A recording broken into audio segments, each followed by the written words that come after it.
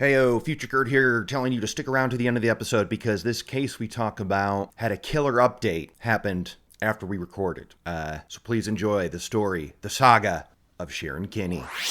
I'm Lester Holt.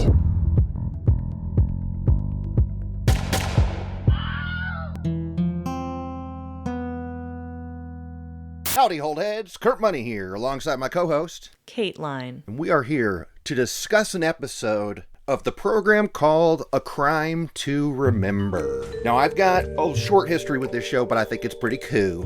Kateline, have you ever watched this show? Is this your first time diving in? Give me this scoop. First time watching this show. As you know, I don't care for reenactments, Okay. especially when they're scripted. Yeah, there's a lot of dialogue in this one. This was a tough one to swallow. I'm not going to lie to you. I didn't love it. Now, I would like to clarify, though, I did like the subject matter. I liked this case, but Had you heard of it before? I had not heard of it before. Sweet. It's diabolical. The fact that it's from the 60s and not I know. something present day is wild. And Yeah. I wanted to know more about it, but I really didn't like the reenactments. And I also thought they made the pacing of the show so much slower. This could have been a 22-minute quick thing, and it was like 40-something, just endless. Right. Okay. Well, I disagree. Sure was damp today.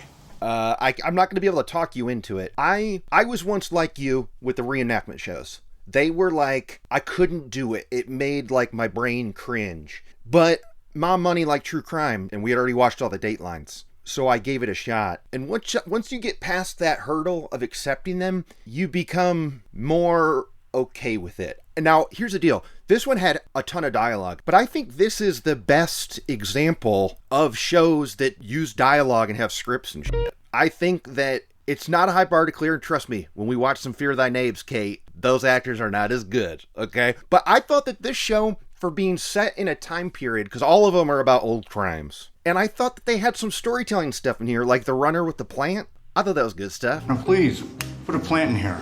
It's depressing. I think visually it also looks pretty good, considering these shows have like little to no budgets, Yeah. but they had the cars, they had the costuming. Yeah. It felt accurate enough. I would disagree with the comment about the acting and the dialogue. There were some scenes where it felt like a student film with no rehearsal. There was one scene in particular where the cop comes to her house and she's laying on the lounge chair outside, and they just keep stepping over each And they're other's talking lines over each other. for no reason. That didn't work for you, Kate? It's like, take it again. Like, what are we doing? Why is this the one you're going to use? Mrs. Kinney, how are you? Hello, Detective Browning. Yes, we met hi. 2 months ago. Yeah, it's been a while. Yeah, a little bit, yeah. How have you been? I've been fine. But I feel like this show, more than others, makes attempts at humor. And that, to me, is a specific choice for a joke, because it happens when she's with her mom when they go to the beauty parlor. The same kind of walking over stuff. I don't know why you have to be so sour. Somebody woke up on the wrong side of bed. Get in the car. I feel like it was very intentional on their part to show how awkward it was. I mean, it didn't work for you, clearly. But I felt like that was intentional. I felt like they did that on purpose. Okay. I did, but what about the plant thing? Did you like the plant thing? I feel like if I worked on this show, I'd be proud of doing that. I'd be proud of getting that in there, right? Yeah. Anyway, Yeah. less about the plant, more about the life of Sharon Kinne. This is from season 4, episode 2, and it's called Luck, Be a Lady. Now, it's on Discovery Plus, which you had not partied with before, correct? Was this your first party with Discovery Plus? Yeah, it's confusing because I have Max, and Max owns Discovery, but it's not a part of Max. I mean, this is one of many annoyances in the world of streaming, because they made a whole announcement about how they merged them, and that's why HBO is littered with the crap that's on Discovery Plus. That's why HBO is not HBO anymore, because you look on there and there's all these homeowner shows and, like, I'll be honest, crime shows. But there are some that are only available on Discovery Plus, and I don't get it. I don't love it. I feel like we don't need this. We just need, like, can we go back to just everything being on Netflix? Just make it one place. Yeah, I don't think it's going to happen. You got to get everybody to get together, signs. I think we're in hell and we can't escape it. We can't go backwards. I do not think. But anyway, let's get cracking into this episode. There is one thing Kateline, that you've got to give this show credit for. Because it did something that not even Dateline has done. Do you know what that is? Tell us who's talking. They actually have a talking head from a podcaster I've heard of. Yeah. Right? Karen Kilgariff. Of course. My favorite murder, of course. But like, this is 100%. I'm not just being glib. First time I've ever recognized the podcast. Ever. Same for you? I think so, yeah. The abandoned krill farm on Phelps Road is a notorious lover's lane. You know, I've met her. Was she cool and funny? Very. I love her. She had a great line tonight, which we'll cover later, about violently backing up, that Kurt Money and the missus were rolling about. Trying to violently back into her. But anyway, this story begins in Independence, Missouri in 1960, May 28th. Detective James Browning gets the call about someone out at Lover's Lane to take a leak, and he happened upon a dead body. Now, what's the scoop with this dead body, Kate? What's the status? This dead body belongs to a woman, and she appears to have been sexually assaulted. Just looking at the body as they found it, that's what it appears. The dress is pulled up, the underwear kind of pulled down. It looks like your standard sexual assault. Yep. And it's like multiple gunshot wounds, including one that was like is it a nuzzle? Is that a thing? The gun was on the skin when they pulled it. Like one of the 4 shots was literally on her stomach. Boom, boom. Contact of the gun to the skin. Right. I don't know what that's called. Yeah. Why do I want to say nuzzle? Is a nuzzle? Muzzle? Maybe. Okay. But they're looking around for like the spent cartridges or whatever, like the shells. They can't find any. Can't find any. They do end up finding one in the dirt, probably from this point blank range shot to the gut, because it went through her stomach into the ground. So they do have a bullet, and it's from a .22 caliber pistol. Now, this is one of those times where they could have sped it up a little, is the fun they had with the guy about suspecting him, about whether or not he was out there alone. Oh, man. Right? Yeah. What's going on there? This guy who called it in, he claims he was taking a leak, and the cop that's questioning him is like, there's no one else out here. Why did you have to walk so far off the road to take a leak? It's pitch black. Are you shy or something? Yeah. Yeah. And he's like, yeah, I'm shy. I'm shy. John, why walk all the way out there if no one was around to see you? Are you feeling shy?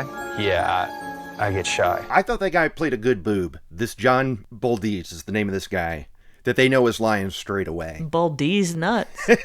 So the guy's saying he had to take a leak. They're not buying it, but they're leaving that for now. What they do is they find out the identity of this woman because they find her purse. Her name is Patricia Jones. So now they've got to tell the Jones family about this, and they ask her husband, Walter, to come down and give him the scoop, like what was Patricia doing out here. They're talking to Walter, and he's a car salesman, and they're a little suspicious of him because his wife had been missing since Wednesday night, but he did not call her in until like Friday morning, right? Yeah. And they start asking him about the status of his marriage, and they find out that he's got a girlfriend on the side, and he admits to that pretty quickly. Yeah, because they're like, you sell a lot of cars at 11:30 p.m.? He and his wife had gotten into an argument because he got home really late. And they said 11:30 p.m. is pretty late for a car salesman. And he's like, it was the paperwork. Yeah. And I'm thinking, 1960, there was like no paperwork. Yeah, what paperwork, bro? Yeah, now maybe. What could he possibly? Yeah. So he fesses up and he says, okay, I do have a lady on the side, and I met her at the dealership because I sold her a Thunderbird, and then I hooked up with her, and now we're boyfriend-girlfriend. So he says, yeah, okay, I'm dating this lady. She's a nut. I mean, he literally says those words, Sharon's a nut. All right, let me tell you, though, Sharon's a nut. And he says that he went over there the other day, and it was fine. They knocked the boots. They're laying there post-coitus. And she's like, guess what? I'm pregnant with your baby. You got to drop your wife and hook up with me. How's Walter take that news? He doesn't want to do that. No, sure don't. But in most cases, that would be when someone like Walter kills the mistress. Yeah. But this is not that kind of situation. You're absolutely right. In this case, the mistress goes bonkers crazy. Yep. Calls his wife. Yep. And asks to meet up with her. Under the guise that she is the mistress's sister. Yes. Okay. She's like, your husband's having an affair with my sister and she's pregnant. So let's talk about it. Yeah. And so somehow this nut, Sharon, got her number at work because she calls her at work to ask her to meet her. And she gets a carpool ride to this ride. And she's dropped off and sees a lady in a red Thunderbird. She's like, that must be the sister. Okay, time to go talk to her. And so they talk. According to the carpool, Patricia goes off with this woman to talk about this affair. And Walter finds this out because he was asking around about his wife because he hadn't seen her. So that's when he called the carpool family. He was like, hey, what's up with my wife? And they're like, this crazy thing happened at work today. And so now Walter in his head is going, uh-oh. Mm-hmm. Sounds like Sharon pulled something. Right? Mm-hmm. So he goes over to Sharon's and confronts her. And what'd she say? Because she kind of owns up to it. I mean, this is why, look, she's crazy and stuff, and she's bonkers and evil, and all we were saying. I'm not pro Sharon, Kateline, okay? But she's making me laugh sometimes in this episode. What do you think? Yeah, she's charismatic. At least the portrayal of her is. Okay, thank you. So why did you say it was your sister having the affair and not you? I wanted her to be mad at Walt, not me. He's the cheater. That was another thing I didn't love about this. I wanted to see what everyone really looked like. They show you at the end, bro. Didn't you see it? No. Oh, okay! That's the payoff for these kind of shows. They show you the real people at the end, during the credits. You're nuts. Oh, I didn't watch the credits. Come on, bro! They fade into each other. It's awesome. Ugh. Well, the one portraying Sharon is hotter than the real Sharon, but I still think that the real Sharon kind of had it.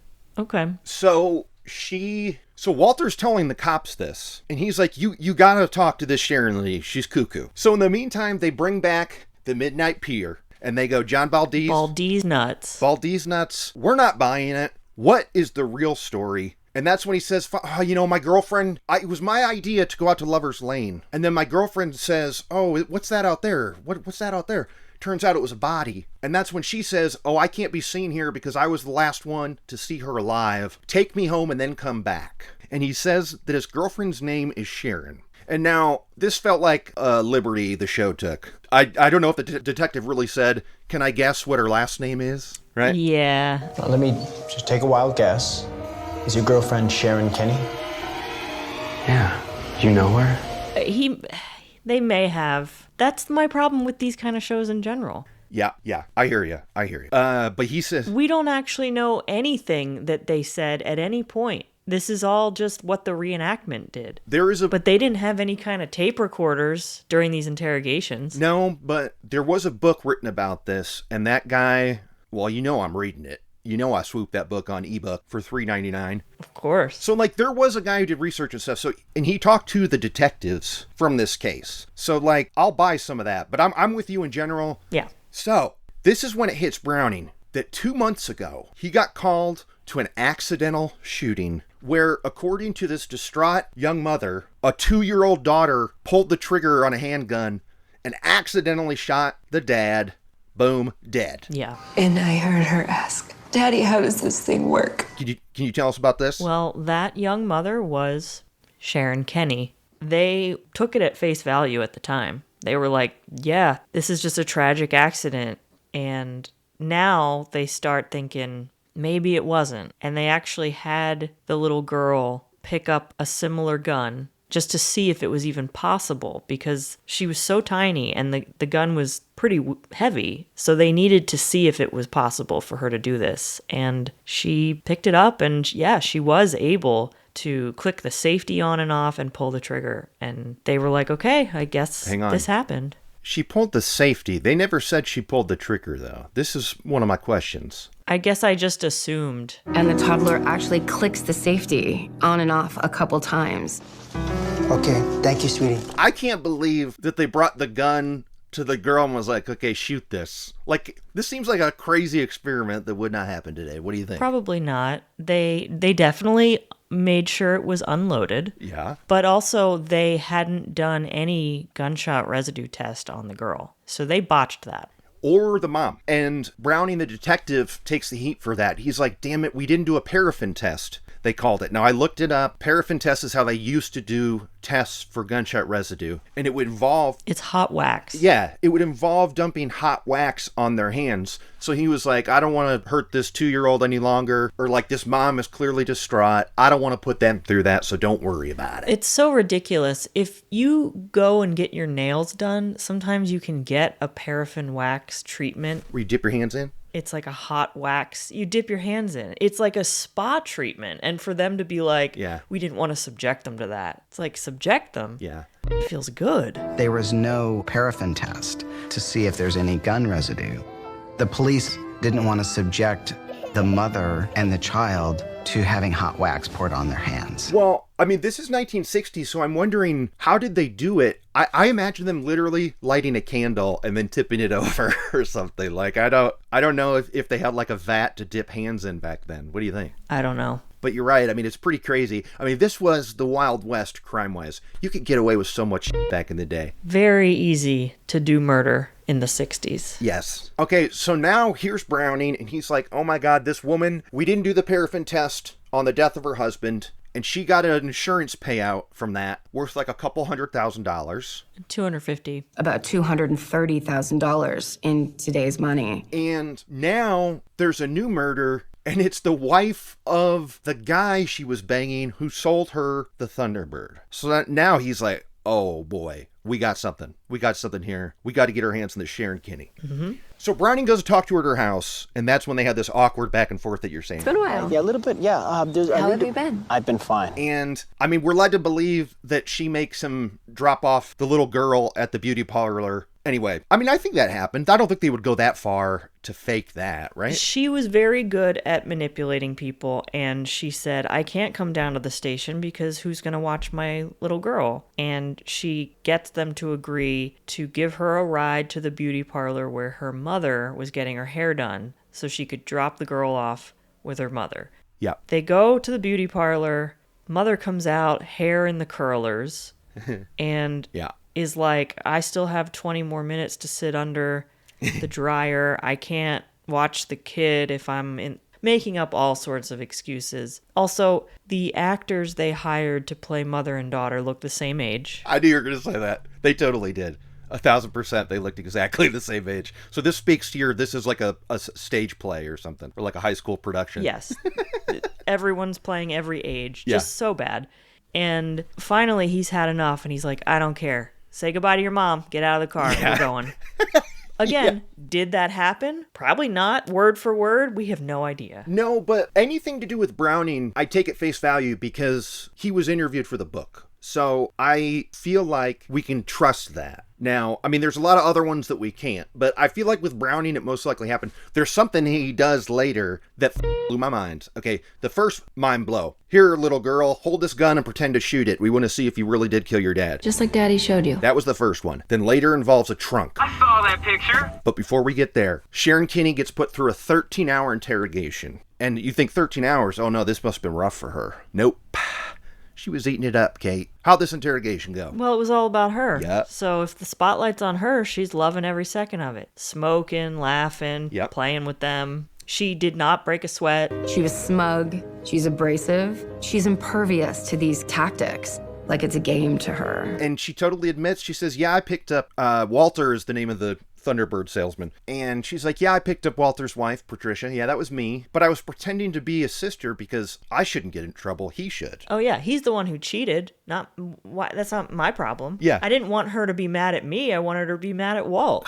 And I'm kind of on board with this thinking, Kate. What do you think? I'm okay with it so far. Yeah. I mean, she is right that he's the one who cheated. Yeah. And she's actually doing her a favor by telling the wife about it. Right.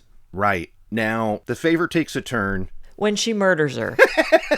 But Sharon says, oh, I left her somewhere. She just wanted to blow off some steam. And this works back then because they don't have anything to not be able to prove her wrong. And this is when she says, hey, John picked the Lover's Lane. I didn't tell him to go there. It was John's idea to park there, not mine. Because they're like, why would you find the body of this person that you were the last one that was seen with, and you said that she just went somewhere to blow off steam? But anyway, they can't arrest her. They can't touch her. But they decide to still charge her with 2 murders, right? They charge her with the death of her husband from 2 months ago and the death of Patricia Jones. Mm-hmm. Now, but they don't have a murder weapon. They don't have a murder weapon. They can't find the gun. She claimed that she had lost the gun about a week before Patricia was killed. And another problem is, this was another good yuck that the show had for us, as he said, no more mistakes, okay? My name's Detective Browning, no more mistakes. And then quick cut 2, big mistake with the autopsy, sir. I will personally put her behind bars for a very long time. No more mistakes.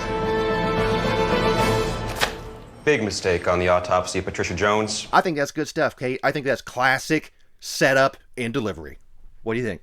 Yeah. So the autopsy, they embalmed the body, right? And before performing any of the necessary autopsy stuff. They didn't even go to they went straight to funeral home, they said. So there was no time. She's already been washed and embalmed. So there goes any hope of finding evidence on her. So, I mean, Sharon's pretty lucky. Yeah, with this. Good job. She keeps getting luckier. Absolutely. I mean, I was thinking about her moves in this episode, and it kind of reminded me a little bit of The Man with No Name, the Canadian 00 jet skier. But he's got some good moves, and we got to give him a little bit of credit along the way. I mean, a lot of it's luck, but I mean, I don't know. Okay. He's got moves that I am actually surprised aren't used more often. Not quite as smart and manipulative, but I felt I was giving her a few points in here for being kind of sharp. Mm-hmm. What do you think? You think it was all luck? I don't know that it would have gone down the same way had it happened today. I think this was just luck of the time period. Right. But she was definitely conniving, and she wasn't stupid. Yeah. And that's kind of the worst criminal, one who's smart and can get out of sticky situations. Yeah. But didn't you also get another reason why I like A Crime to Remember is I felt like the talking heads were kind of supporting her sometimes. Like Karen Kilgariff is like, she was smart, she kept her mouth shut. That's the Kateline defense right there. Don't say a goddamn word. Yeah, she knew a lot about what she should do in those kind of situations, which is interesting because I don't know where she would have learned that. True crime certainly wasn't a genre back then. Yeah. Well, you know what they had were those detective, they had like crime magazines, like not pulp novels, but they had... But she didn't like those kind of magazines. She loved Hollywood magazines because it was her dream to either move to New York or move to Hollywood. Yep. And we find out that is how initially... One of the reasons why she even married her first husband was to get out of their small town. And he was going to go to BYU. Yeah. And she was like, well, Utah is closer to LA, so let's go. Closer than Kansas. But he didn't last long. No. And then they had to move back to Independence, Kansas. And she was just miserable. Still dreaming of one day getting out of there. James Kinney drops out of Brigham Young University, and they move back to Independence. Now, according to the book, she faked a pregnancy to get him to come back and lied because she was 16 and he was 20. And it was like an LDS family, and they lived right next door to his parents. And she hated the church and all this stuff. She wanted to be with these fuddy-duddies. But according to that book, she faked a pregnancy to get him to come back to marry her. And then she pretended to have, to lose it one day when he came home. So, I guess it makes sense with her moves. But, what do you think? Diabolical. I know. I'm watching this I'm going like, well, that guy sucked. But then I read this book and it's like, oh, he kind of got conned into this and then got murdered, Kurt. Maybe he didn't suck.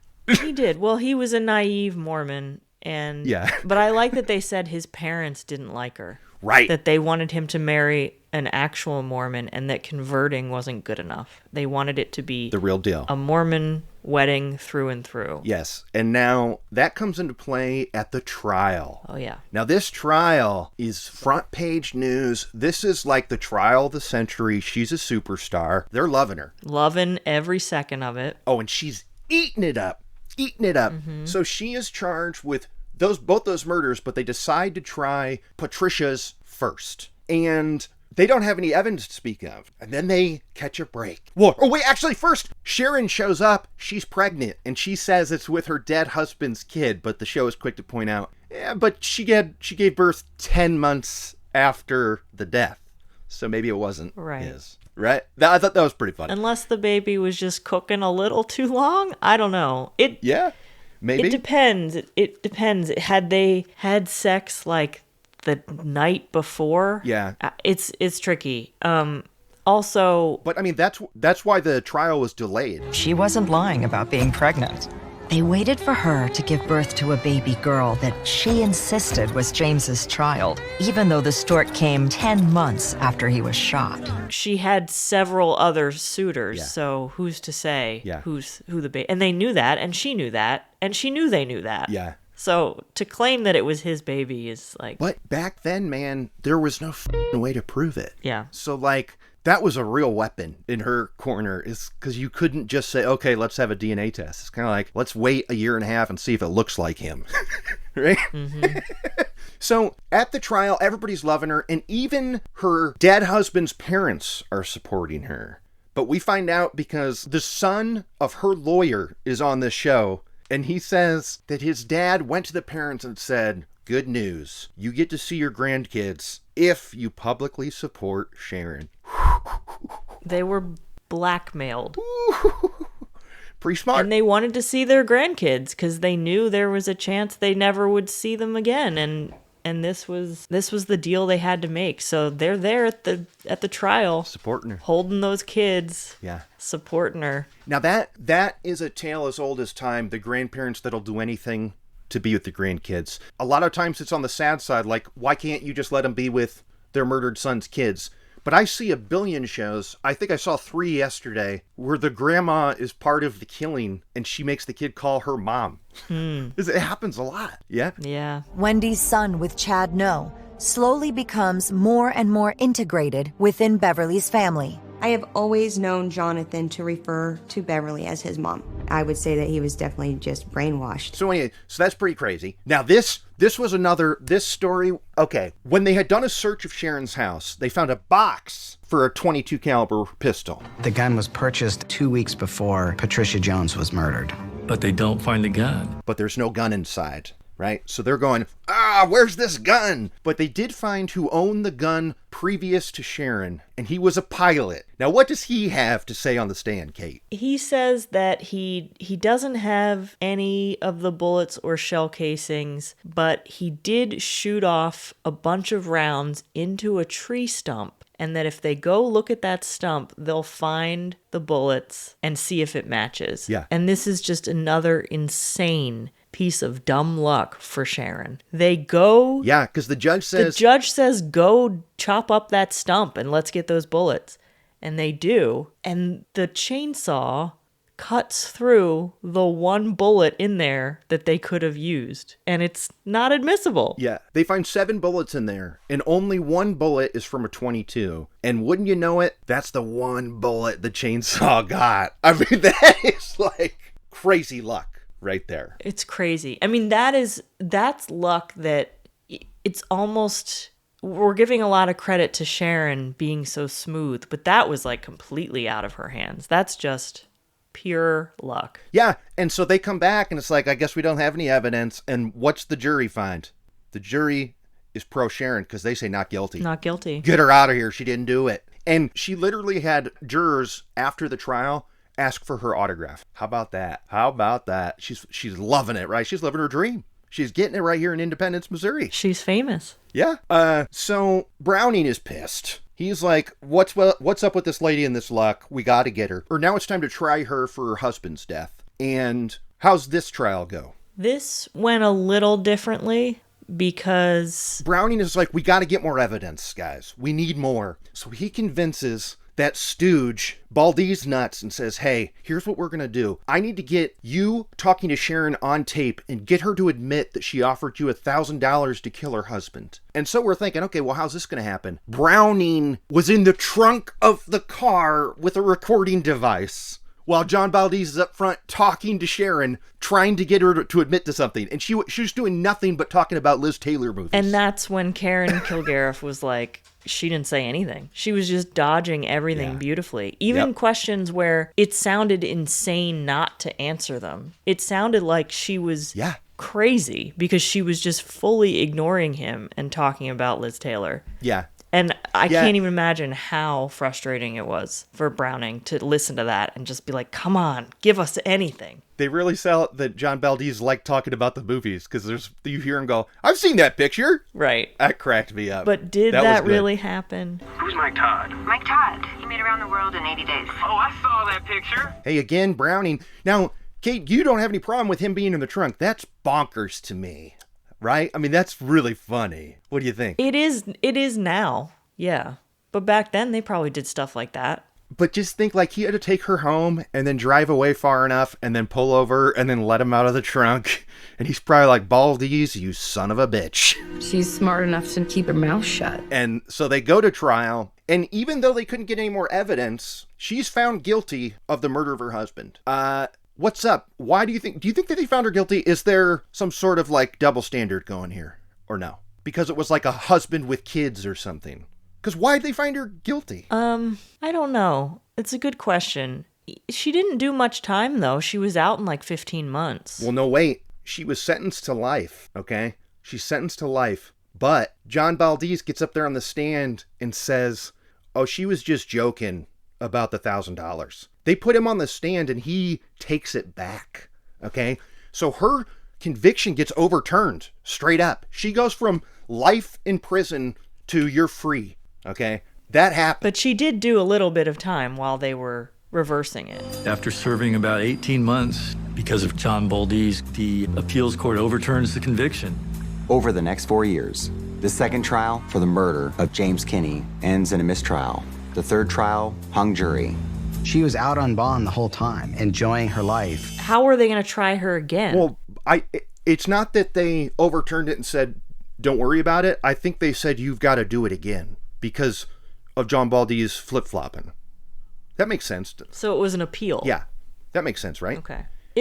I found it confusing the way the show laid it out. Yeah, and here's what's weird. I found this out in the book. She said she was on a vacation with her new love in Mexico. And we're rolling our eyes going, yeah, right. It was not illegal for her to go to Mexico. Now, that's okay for Sharon to go to Mexico. She can go to the moon. Even though she's under $25,000 bond, there's no geographic restriction. You couldn't tell them to stick around. Isn't that crazy? So she didn't, quote unquote, flee. She literally just went down there because she could. All of a sudden, what does Browning hear over the radio? What does he hear is going on down south? Sharon has fled to Mexico, and she has been arrested there for another murder. And she's in a Mexican prison. She's in Mexico?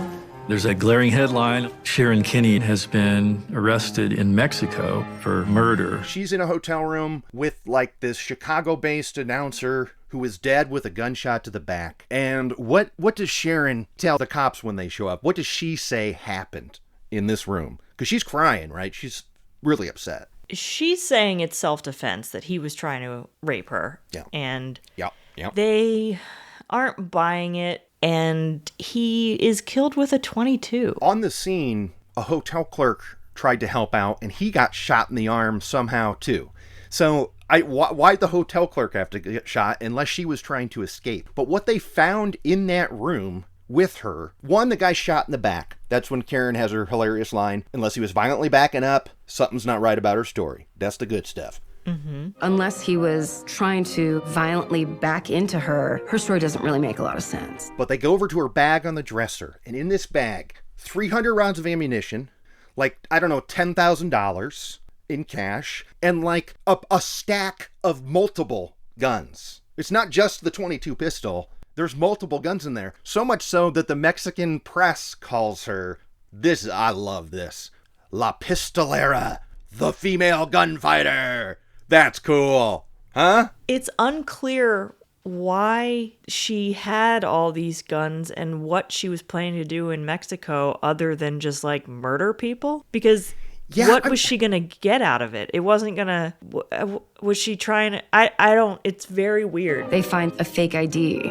and a couple guns. She's referred to in the Mexican press as La Pistolera, the woman gunslinger. She went down there with the guy and they were in love and they were going to get married down there. And they got in a fight. She ran off to the bar, met a new guy, and then the stuff happened in the hotel room. But I'm just like, I'm with you. Like, does she just really get off on killing people? Like, she has to. She has to. It's like she's setting it up so she can do it. Yeah. Like, she didn't have to kill anybody down there. She could have lived her life. Yeah. So the Mexican police, they book her. They're not buying that shit. They throw her in the slammer. And this was cool of them. Yeah. That they did this. They sent the gun. They shot 3 bullets out of this 22 that Sharon had on her, and they sent those bullets back to Kansas City. Yeah, and so what does Detective Brownie discover when he does some comparisons with these bullets from Mexico? It's a match to both murders. It's the gun that killed Patricia Jones. So, at the very least, she killed Patricia Jones, and in that case, she can't be tried again. That is double jeopardy. So they got confirmation of one of the murders, but it's the one that she was found innocent of, so they can't touch her. That's wild. Yeah. Same gun that killed Patricia Jones. Because of the double jeopardy clause in the Constitution, she couldn't be retried for that crime. So that's crazy, but luckily she's locked up in Mexico. Now, they said she got a 13-year sentence. Extra scoop for you, Kate. She got a 10-year sentence, and because she had good luck with appealing, she tried to appeal it. Apparently, down there, the law's a little different. They're allowed to add time if they want. They threw on an extra 3 years just for her trying. Wow. Well, that sounds great and all, but something happened while she was in prison, Kurt.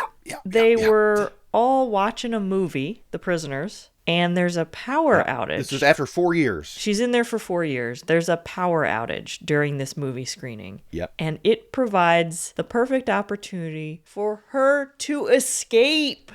She escapes prison and is on the lam. There's a blackout. When the power came back on, she'd escaped. She escapes. And now I'm watching this episode of trying to remember, and there's probably 5 minutes left in the episode.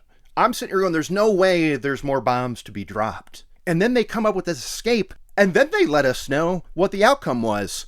Sharon Kinne is still in the wind. They never found her. This was 1969. For all we know, she lived a life. She could still be alive right now.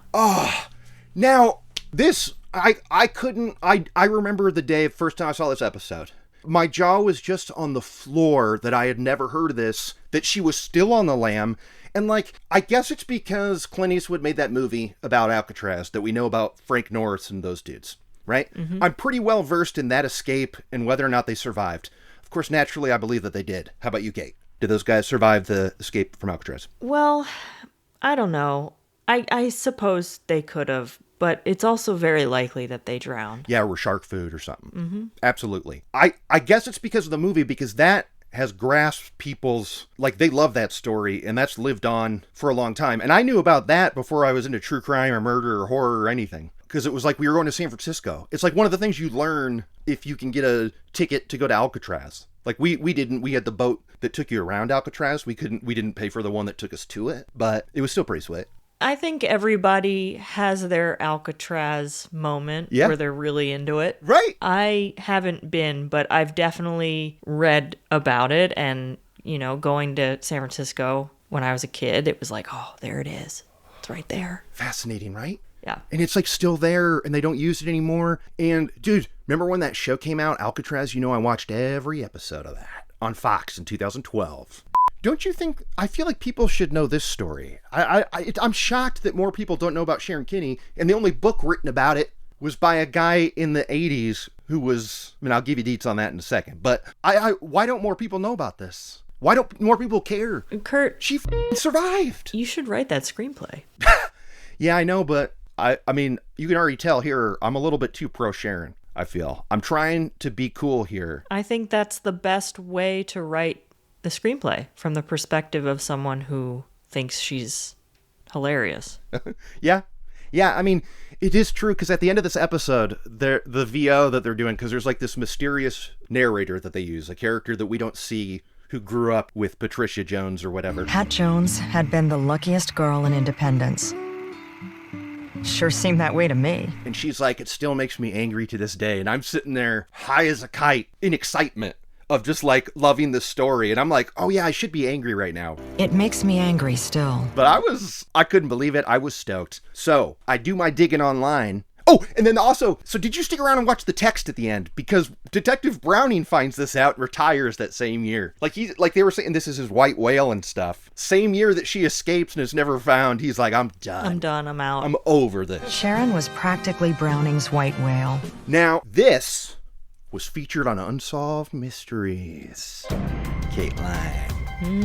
Did you know that? No. Of course, it's not on the cock. I had to go to YouTube for it. And I've got a few things to let you know. For one, Browning's ass was on the episode being interviewed. The actual detective. Wow. Isn't that cool? The real guy. Yeah. We were skeptical about the little girl, but unfortunately they were the only witnesses there. So was this from the 90s? Season 10, it's during the time where we want to watch it. Like, it's very... Cool. It's not the Farina years. It's Robert Stack. Sharon collected on policies totaling $29,000, equal to more than $150,000 today. It's right deep in the heart of when that show was at its peak. Tight. He's interviewed on there, and so was the author of this book I read. Okay? And perhaps it's because the only book written on her really painted her as this, like, sexual deviant, okay? He literally says that in a million ways. This Unsolved Mysteries, I'm gonna play a little back-to-back clips here, is super not cool about her and her, like, boning dudes and stuff. Some people might call Sharon Kinne a man's woman. That is, if you're a man who likes his women fast and loose and ruthless. It's like really another testament to how true crime shows treat people, victims and criminals today, is different, because you know how many lines they said, like, well, she was used to that. Wow. Like, it was lines about, like, her legs were open or something. Word has it that in her youth, Sharon took on lovers at the drop of a hat and was well-versed in the art of deception. She was the very definition of a bad girl. It was a ton of that. But then a man who's sleeping around, there's no mention of that at all. No. Oh, of course not. But she's pure evil. They say, like, things like, Sharon suggested that they finish off the evening at a popular lover's lane, a spot Sharon was reportedly very familiar with. Anyway, Eye Roll Central. It was pretty cool to watch that, though. Good, honey. It's also on an episode of Deadly Women, which is also not available. But that show's a stinkeroo. You ever watch Deadly Women? Yeah, I'm not into it. Yeah, fair. I think we go to those lists. What do you got, Kate? Kate's unnamed list. I believe somebody had a military connection. Somebody was a Marine. Was it John? Walter. Walter was an ex-Marine. Walter. The Thunderbird. Yes. It didn't matter at all to the story, but they mentioned it and my ears perked up. After her husband Walt got out of the service, he got a good job as a car salesman. And I guess we could count the Thunderbird as it is a car, although it didn't really quite a piece of evidence that led to anything, but it was some connective tissue. So she wouldn't have murdered his wife had he never sold her that car. That's true. If we're going to believe the deets of the episode, that's the ride that she picked Patricia up in, pretending to be the sister. So that's kind of the murder mobile, right? Yeah, theoretically. It just wasn't evidence or like a piece of the puzzle. But it does, I think, count. Yeah. And that's going to do it for my list. Okay, that's good stuff. Now it's time for Kurt's Kick-Ass List. Kick-Ass List. Wow. There's this weird point where if I watch something enough times, I either get really angry at it or really invested. I got really invested in this one, and I didn't even think of my list, Kate. I don't know. I was going to bullshit you right now, but I genuinely was not looking for stuff. Well, they did talk about Liz Taylor and some of her movies. Yeah, definitely a lot of movie talk, so that makes it. I could have done that. I should have faked the funk right then. Anyway, I'm glad I was honest with you, Kateline. Yeah. Yeah? Honesty is key here. That's right. That's right. So that's it for my list. So there are a few other bangers in A Crime to Remember. This is a show that's no longer on. They did 5 seasons. It was 2013 to 2018. That feels earlier to me. This felt like a newer show because, like I've said before, they kind of have a woke perspective, and I mean that in a positive light. Like, they do episodes about, like, people that were, like, interrogated criminally and stuff. Like, it's not just the usual, like, hero detective solve the crime. I really like the perspective that they came at it with. But I'll bet they didn't make any more because the budget. Like, they're probably like, why do we bother trying to set a time period with this? We don't need it. We need a pun in the title, and that's it. Like, they don't need to invest that much into it. Maybe. There are a few other bangers in that series. Who knows? Maybe we'll go back to it. Kateline was not as crazy about this one as Lady in a Barrel and the FF, that's fine. They can't all be winners, okay? But I love the hell out of this Sharon Kinne story. I'm fascinated by it. It's a great story. It's like Catch Me If You Can. It really is. Now, unfortunately, it involves murder of innocent people. Mm-hmm. But I still say let's make that movie, and let's make it about from Sharon's perspective. Write it. Somebody finds her when she's in her 80s, and then she starts the story from the beginning. Boom, there's the structure. Nailed it. Oscar, please. And on that note, so here we are at the end. You think they're ready for the update, Kate? Let's hit them with the update. I mean, this is so bonk. So you just heard we were like, this was an open-ended case to us. We were done recording, and the facts of the world were Sharon Kinne was never heard from again. So people associated with the case assumed that she was buried on a Mexican hill somewhere. Mm-hmm. Like that's what her family lawyer told the guy who wrote the book. Yeah. But then the timing of this is bonks. Literally a month and a half later, what did we see in the news? She died a Canadian real estate agent. Yep. In 2022. So, but they hadn't, the FBI had only just now released this information, right? Mm-hmm. Because it was, this was January 2025 when we're reading this. But the fact is, not only was her escape from Mexico a success, ran through America, got into Canada, and straight up lived a life. I mean, had kids, grandkids. A whole life. Just a sweet old lady working in real estate, married. You would never suspect a thing. Yeah. Incredible. Wow. Yeah. And I, my opinion is awesome and good on you. And right? You saw the picture of her as an old lady and you were like, yeah, that's her. Yeah, especially so there's one picture of her 15 years or so after she escaped. That definitely looks like her. The one of her in her mid 80s, kind of hard to tell. But, because we knew her in her late 20s. But it's definitely the same woman that we see, because there's like a family portrait of her from the late 70s that is pretty awesome. Mm-hmm. I remember watching That Crime to Remember in 2021, thinking, God, I hope in my lifetime this gets solved somehow. And I remember thinking it's never going to. Because, she'd be dead by now. Little did I know she had one more year kick in, and then the FBI was going to get onto it. Amazing. So cool. And so when you see a doc about Sharon Kinne in the next few years, I'm shocked it hasn't been announced, but there will be one. There has to be. I mean, we want them to make a movie about her life. Yeah. And that was before I had the update. Remember I guessed that she's found in her 80s and she's like, well, here's how I got here. Mm-hmm. And that's kind of what happened. Kind of. Oh, good stuff. So yeah, this was another banger of a story. I hope you enjoyed it. I'm Kurt Money. I'm Kateline. I'm Lester Holt. Bald D's nuts.